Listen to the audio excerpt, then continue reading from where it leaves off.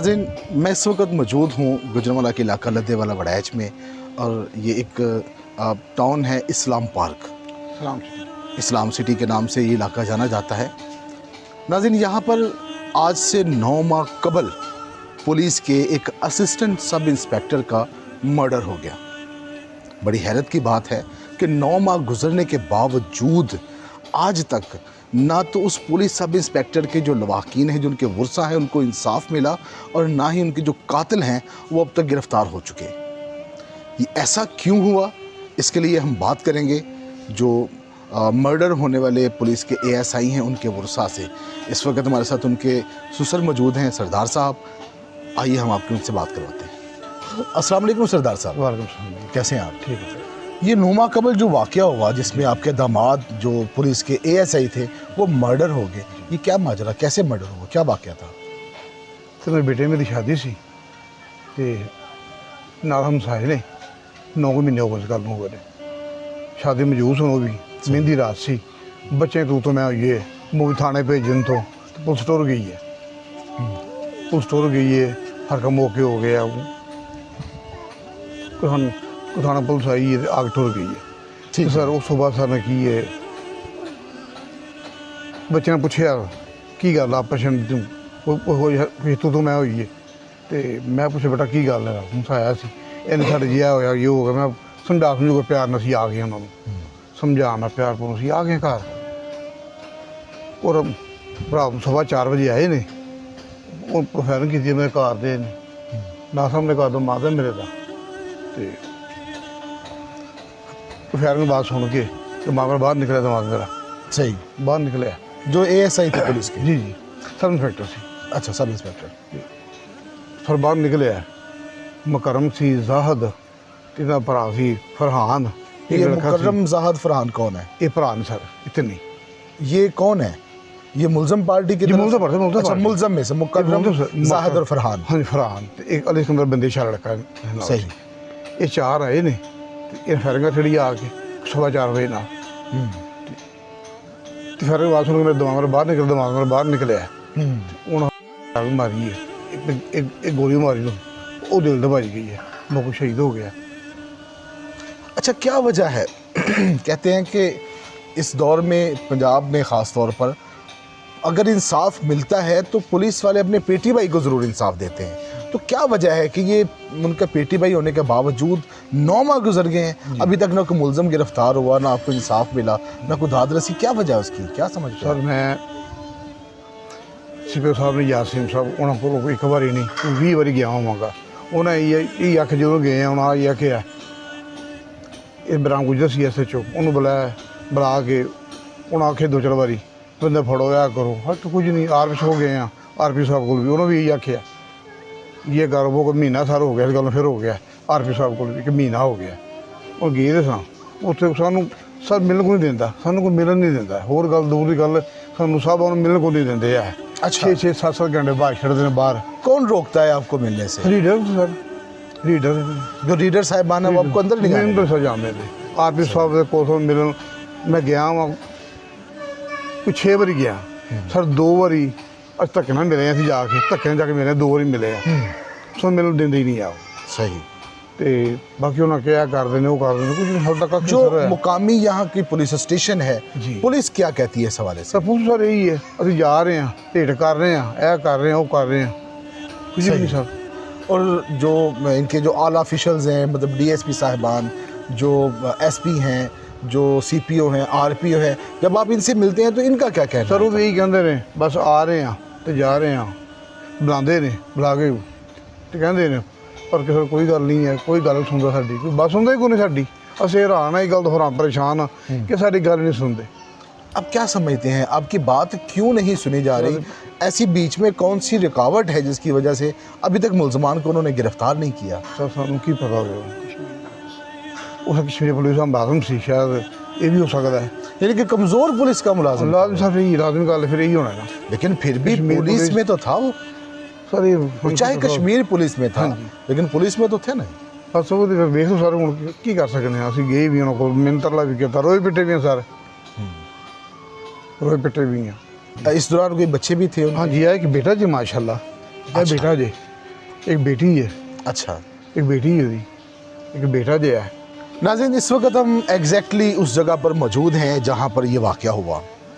सरदार साहब से मेरी जब बात हुई तो उन्होंने बताया था कि इसी घर में, जो मेरे पीछे अकब में नज़र आ रहा है, इसी घर में शादी थी, और शादी के बाद जो थोड़ी बहुत जो तलख कलामी, जो तू मैं हुई, मामूली रंजिश थी जो ख़त्म हो गई। और सुबह 4 बजे उन्होंने अपने दीगर दोस्तों को बुलाकर तो यहाँ पर ना एक दावा बोला। एग्जैक्टली जिस जगह मेरा कैमरा लगा हुआ है, यहाँ पर कुछ लोग उनके खड़े थे, कुछ लोग इस जगह पे खड़े थे और कुछ लोग यहाँ मेरे राइट साइड पर यहाँ पर खड़े थे जिन्होंने फ़ायरिंग की। आप देख रहे हैं कि फ़ायरिंग के जो निशानात हैं वो आज भी इस बिल्डिंग के ऊपर मौजूद हैं।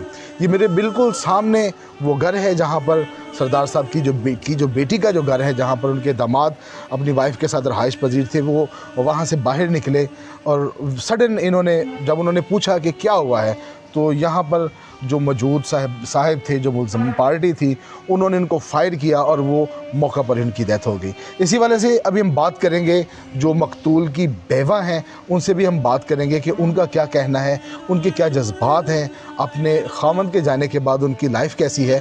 तो आइए हम उनसे बात करते हैं। नाज़रीन, हम इस वक्त उस घर में मौजूद हैं जिस घर में शादी की तकरीब जारी थी, और मेरे साथ मेरी बहन, जिनके शौहर नौमा कबल बिल्कुल उनके हमसायों ने बड़ी मामूली सी रंजिश पर जो है उनकी जान ले ली।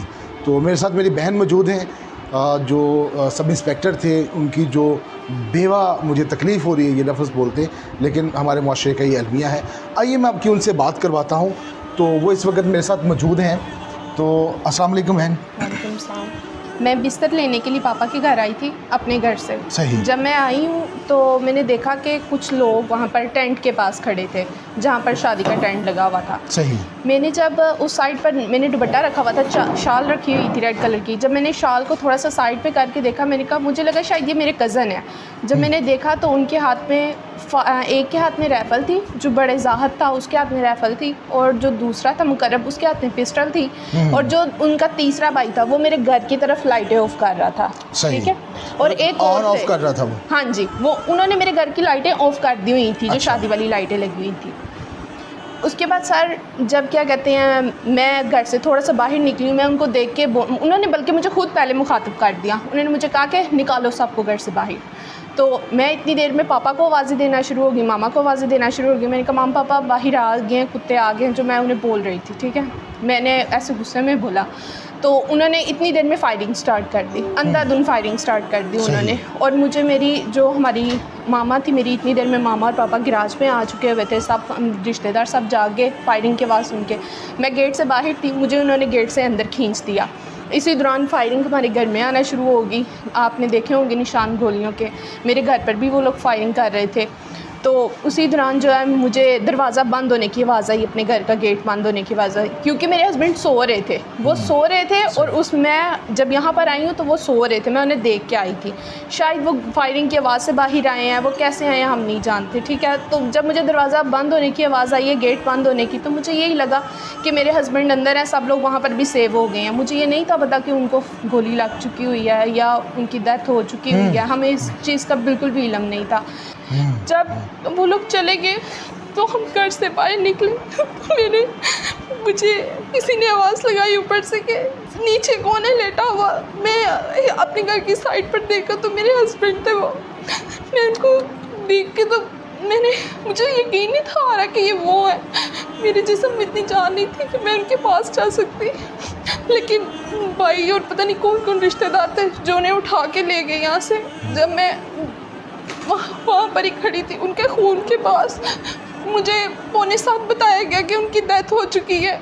फिजान की डेथ यहाँ से जाते साथ ही हो गई थी, लेकिन मुझे यही कहा जा रहा था कि उसका ऑपरेट चल रहा है, उनका ऑपरेट चल रहा है, वो ठीक हो गए, उन्हें बाजू पे गोली लगी। मुझे यही बताया जा रहा था।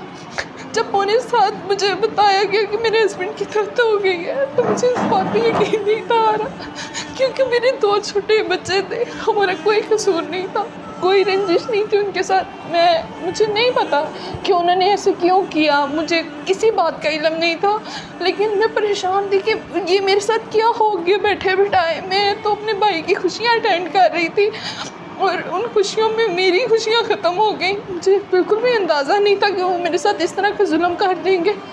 मैंने कई लोगों से रब्ता किया। मैंने कश्मीर के पुलिस के साथ रब्ता किया, जो फैज़ान के DSP थे, फैज़ान के IG पंजाब के साथ रब्ता किया, IG कश्मीर के साथ। DSP साहब ने कहा कि उन्होंने मुझे उनके वॉइस भेजे कि मैंने अपनी तरफ से पर्सनल कोशिश की है कि आपका जो है ना मामला हल हो, लेकिन जो पंजाब पुलिस है उनके साथ हमारा बिल्कुल ऐसे ही है जैसे हम दूध में से मक्खी हैं उनके लिए। वो हमें अपने मामलात में यही कहते हैं, ठीक है हम आपके लिए लगे हुए हैं, लेकिन वो कुछ कर रहे हैं हमें बिल्कुल भी नहीं अंदाज़ा, क्योंकि वो कुछ भी नहीं कर रहे। 9 मंथ होने वाले हैं और हमारे पेटी भाई का, वो उनका भी पेटी भाई था, वो अभी तक उसके लिए कुछ भी नहीं कर सके हैं।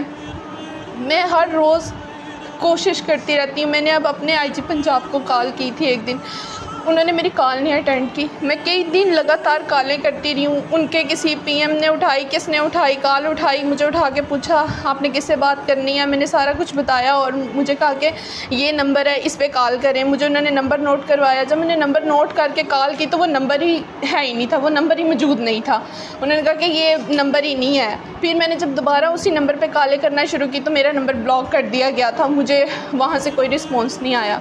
किसी ने कुछ भी नहीं किया हमारे लिए, किसी ने भी कुछ नहीं किया। जब RPO ऑफिस के पास ये लास्ट टाइम मैं गई हूँ 15 दिन पहले, तो उन्होंने मुझे कहा कि मैं तहस नहस कर दूँगा, ऐसे कर दूँगा, वैसे कर दूँगा। मैं पास थी खड़ी और उन्होंने कहा कि कल ही आपके तफ्तीशी को बुलाया जाएगा और सारा कुछ पूछा जाएगा, लेकिन कुछ भी नहीं हुआ। आज 15 दिन हो गए इस बात को, उन्होंने कुछ भी नहीं किया मेरे लिए। और फिर हमें दोबारा बुलाया गया RPO ऑफिस, तो उन्होंने कहा कि हाँ RPO ऑफिस अब है ही नहीं है, दफ्तर में मौजूद ही नहीं है, और ये वो बस कह के हमें वहाँ से टाल मटोल कर दिया। सुबह की गई हुई मैं शाम को 8 बजे 9 बजे घर आती हूँ कि शायद मुझे कहीं से उम्मीद नज़र आएगी, शायद मुझे कोई इंसाफ दिलाएगा। अगर एक आम शहरी को ये एक पुलिस वाले हैं मेरे हस्बैंड जिन्हें ये इंसाफ नहीं दिला सकते, तो ये एक आम शहरी को भी नहीं दिला सकते। एक आम शहरी का तहफ़्फ़ुज़ नहीं ये दे सकते, ये अपने इस बेटी भाई को तहफ़्फ़ुज़ नहीं दे सकते, तो ये मुझे क्या तहफ़्फ़ुज़ देंगे। प्लीज़ मेरी मदद करें, प्लीज़ मेरी मदद करें, मुझे कहीं से कोई रोशनी नज़र नहीं आ रही। अच्छा बहना, आपने IG पंजाब के जो कंप्लेन नंबर है 1787, हाँ जी, उस पर भी कॉल किया मैंने, उस पर भी कॉल की। बेलें जाती हैं, वो उठाते नहीं हैं। अगर उठा लें तो वो कहेंगे हम आपको बुलाएंगे, कोई भी नहीं बुलाता, कोई कुछ भी नहीं करता है। 9 माह हो गए हैं हाँ आपके जी। हस्बैंड को आपसे जुदा हो गए। जी बिल्कुल। इन 9 माह का अरसा कैसा गुजरा? बहुत तकलीफ है। हर रात जब मैं सोती हूँ ये सोच के कि शायद कहीं से उम्मीद की किरण नज़र आएगी, तो कुछ भी नहीं है, कुछ भी नज़र नहीं आता। मेरे हस्बैंड खुशियों में मुझे छोड़ के गए, ये सारी ज़िंदगी भूलने वाली बात नहीं है, ना मैं कभी ये भूल सकती हूँ, क्योंकि वो मेरे भाई की शादी थी जिसमें वो मुझे छोड़ के चले गए।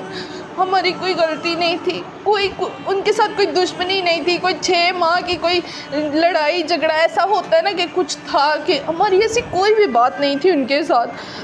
मुझे तो ये बात भी बाद में पता चली कि एक मामूली सी बात हुई और उस पर ये सारा कुछ हो गया। मुझे तो यकीन नहीं आता कि ऐसे लोग भी इस दुनिया में पाए जाते हैं जिनके लिए इंसान की ज़िंदगी की कोई अहमियत ही नहीं है, जो किसी को आके जब उनका दिल करता है कुचल के चले जाते हैं। खुदारा ऐसे लोगों को सज़ा दिलवाए ताकि मेरे खामन को इंसाफ मिल सके। मैंने बहुत 2 छोटे बच्चे हैं आपके। जी बिल्कुल। बेटा आपका माशाल्लाह आप गुफ्तगू करता है। जी बिल्कुल। ईद, शब बारात, 14 अगस्त या त्योहारों पर जब वो दूसरे बच्चों को अपने बाप के साथ देखता है तो क्या वो आपसे नहीं पूछता कि मामा मेरे पापा किधर हैं?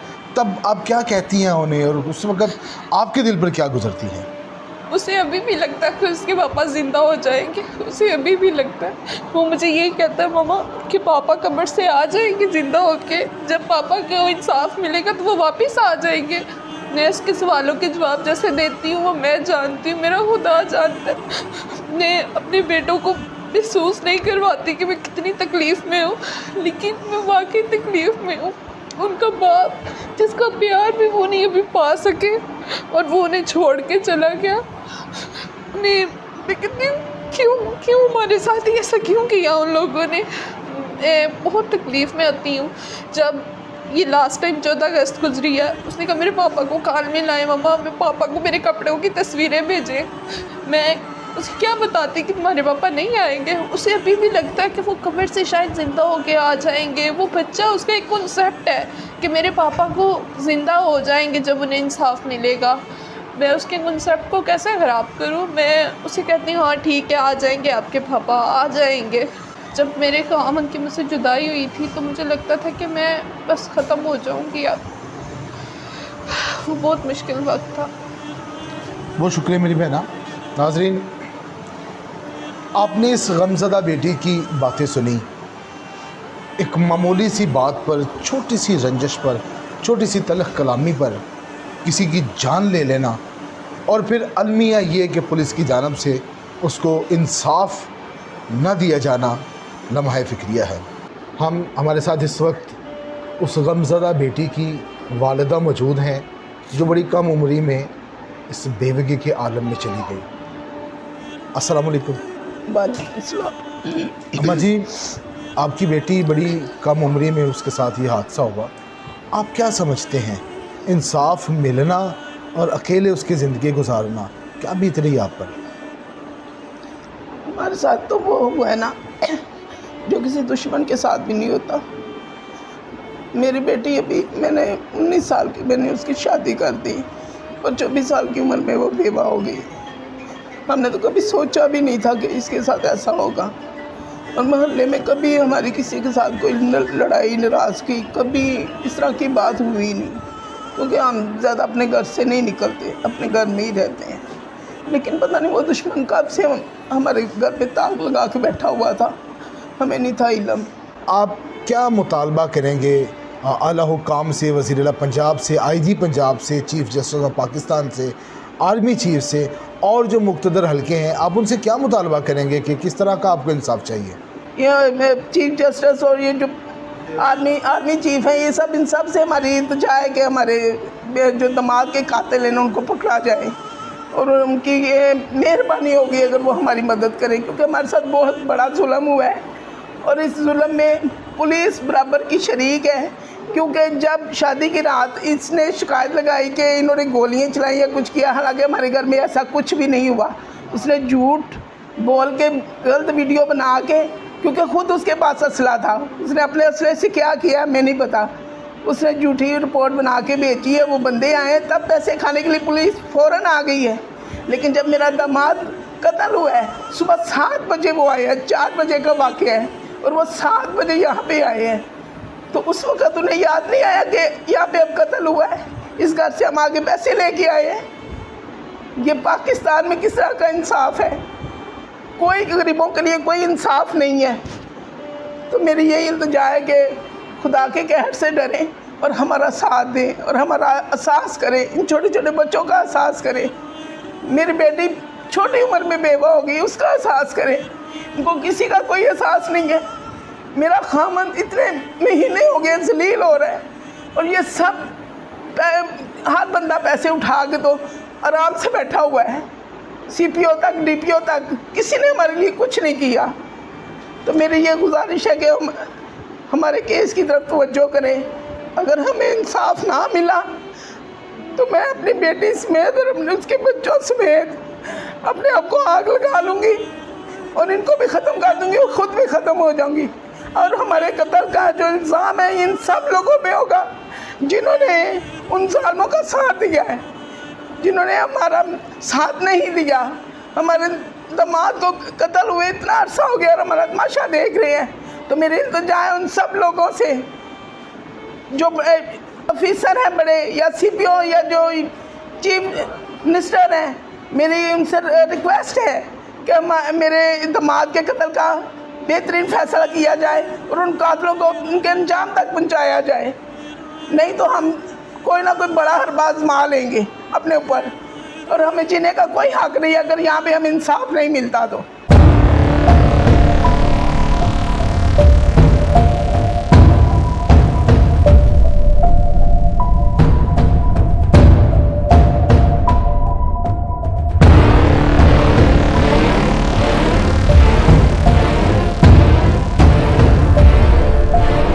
इस वक्त मेरे साथ एक बड़ा कमसिन बेटा, मकतूल का बेटा अब्दुल्ला हक मौजूद है।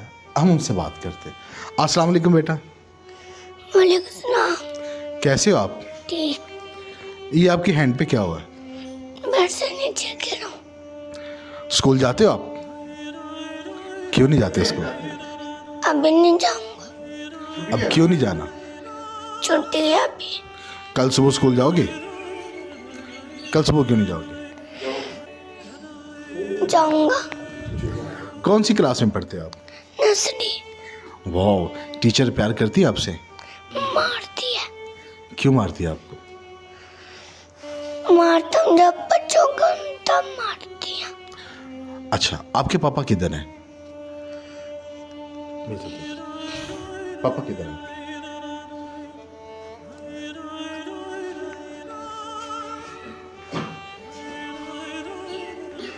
किधर गए हैं आपके पापा, आपको पता है? मामा ने भी कुछ नहीं बताया? क्या? मामा क्या कहती हैं, पापा किधर हैं? मुझे नहीं पता। आप पापा को मिस करते हो? वो आएंगे तो मिस करो ना। क्या बोला आपने? मैंने कहा आएंगे तो मिस करूँगा। अभी आपको अपने पापा पे प्यार आता है? कितना प्यार आता है? जाता हूँ।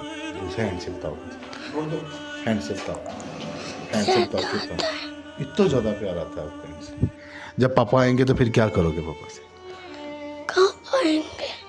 वो जब पापा आएंगे तो फिर आप पापा से क्या बोलोगे? क्या बोलूँ फिर?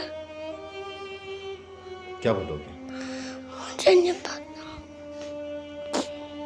आपने मकतूल की जो उर्सा हैं, जो उनकी बेवा हैं, जो उनकी सास है, जो उनके ससुर है और जो उनके छोटे से कमसिन बेटे हैं, आपने उनकी गुफ्तगू सुनी, आपने उनकी बातें सुनी।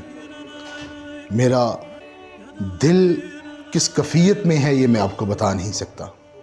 एक छोटी सी बात पर, छोटी सी रंजिश पर किसी की जान ले लेना और फिर पुलिस की जानिब से उनको इंसाफ न दिए जाना।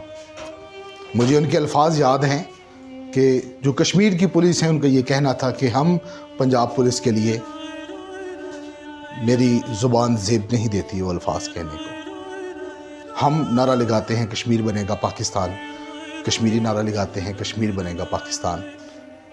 तो ये अलग अलग नज़रिया, ये तज़ाद क्यों? एक इंसान कत्ल हुआ है, उस कत्ल का इंसाफ ज़रूर मिलना चाहिए। मेरे पास अल्फाज नहीं है इस वाक़े को बयान करने के लिए, मैं आप पर छोड़ता हूँ। अपनी आरा से हमें आगाह कीजिए। आप बनिए इस मज़लूम फैमिली की आवाज़, बनिए इनकी ज़ुबान बनिए। आप बताइए इनको इंसाफ कैसे मिलना चाहिए। उन्होंने, मुअम्मर ख़ातून ने बताया कि वो ख़ुद सोज़ी कर लेंगी, ख़ुद पर, अपनी उस बेवा बेटी पर और उन दो कम से नन्हे फूलों पर तेल छिड़क कर वो आग लगा लेंगी। उनका यही कहना था कि जिस मुल्क में कानून की बालादस्ती ना हो, जहाँ पर इंसाफ हर किसी को ना मिल सके, उस मुल्क में, उस दुनिया में रहने का कोई फ़ायदा नहीं। हम अपनी कोशिश कर रहे हैं इनकी आवाज़ को बुलंद करने के लिए। आप भी इनकी आवाज़ बनिए। शायद हमारी, शायद आपकी आवाज़, आपके अल्फाज हुकूमती आला ऐवानों तक पहुँच सके। शायद आपका कोई कमेंट उनके दिल पर असर कर जाए, उनके दिल को छू जाए और इस मुतासरा फैमिली को इंसाफ मिल जाए। इसके साथ ही अपने मेज़बान सिकंदर आज़म और मेरी कैमरा टीम को दीजिए इजाज़त। मिलेंगे किसी अगले प्रोग्राम में, मिलेंगे किसी अगले मज़लूम के साथ उसकी दादरसी के लिए। अल्लाह हाफ़िज़।